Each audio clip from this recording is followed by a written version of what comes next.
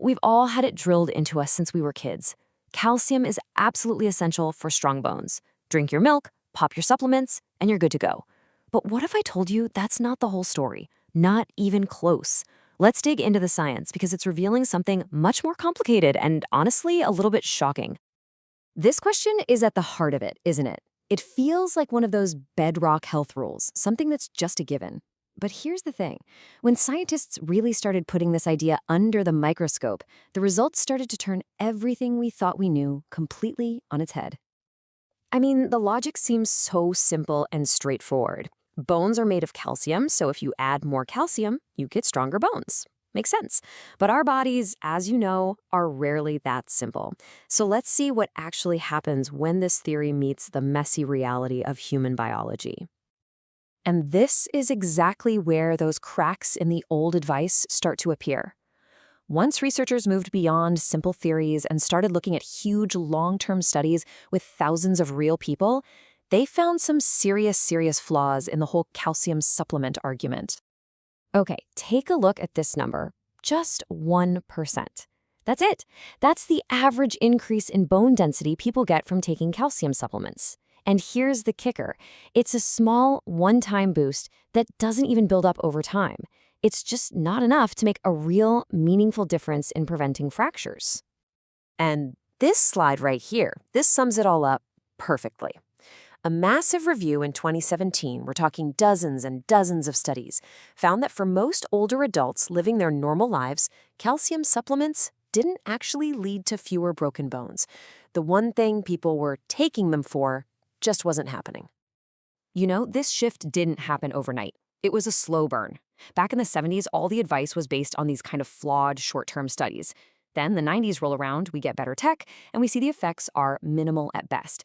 And since the 2000s, huge clinical trials have just confirmed it again and again. For most of us, supplements just don't stop fractures. The evidence has been building in this direction for decades. So, if the benefits are so tiny, who cares, right? What's the harm in taking them anyway? Well, this is where the story takes a really interesting and, frankly, concerning turn. Scientists started realizing that these supplements might not just be ineffective, they could actually be dangerous, and in a way that nobody saw coming. And to understand why, you just have to look at this. Your body is beautifully designed to handle calcium from food. It's absorbed slowly, steadily, as part of a whole meal. But a supplement? That's like turning on a fire hose of calcium, hitting your system all at once. The scientific term for this is a bolus. And trust me, it is not a natural way for your body to get this mineral. And that sudden flood of calcium, that bolus, has immediate effects. We're talking about a massive spike in your blood calcium that can last for 8 hours or more. This in turn can raise your blood pressure, make your blood thicker and more likely to clot, and dramatically increase your risk of developing painful kidney stones. And if you want to see the hard numbers, here they are. Studies show that this bolus effect from supplements can increase your risk of a heart attack by 10 to 20%. And one major trial found a 17% jump in kidney stones. This is not some harmless little supplement. Which leads us to the big, flashing question mark in the middle of all this. If all this extra calcium isn't really going to our bones and it seems to be causing problems in our arteries, then where in the world is it all going? What's really happening here? Well, the answer, it turns out, has nothing to do with adding more calcium. It's about a crucial nutrient that's often missing from our diets, and it is the key to solving this entire puzzle. Everybody, meet vitamin K2. I want you to think of it as your body's own personal traffic cop for calcium. Its entire job is to stand at the intersection and tell calcium where to go. It directs it into your bones where you want it, and it puts up a roadblock to keep it out of your arteries and soft tissues where you don't. So here's how this little traffic cop does its job. It's actually brilliant. When calcium hits your bloodstream, vitamin K2 flips the switch on two key proteins. One of them, osteocalcin, grabs the calcium and cements it onto your bone matrix. The other one, MGP, patrols your arteries and prevents calcium from depositing there. It's a perfect system, but, and this is a big but, it only works if that traffic cop, vitamin K2, actually shows up for work. So, what's the issue? Why isn't this system always working? Well, it turns out that our modern Western diets are often seriously lacking in vitamin K2.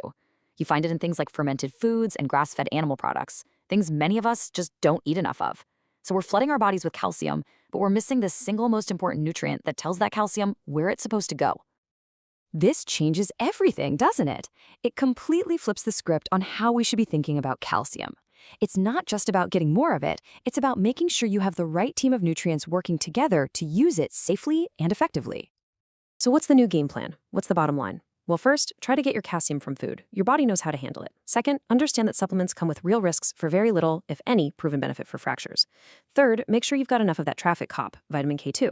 And finally, of course, talk to your doctor. Figure out a personalized plan that makes sense for your bone health. So it all comes down to this one final, incredibly important question you have to ask yourself. It's not just about how much calcium you're getting. It's about what your body is doing with it. So, is your calcium building your bones, or is it hardening your arteries?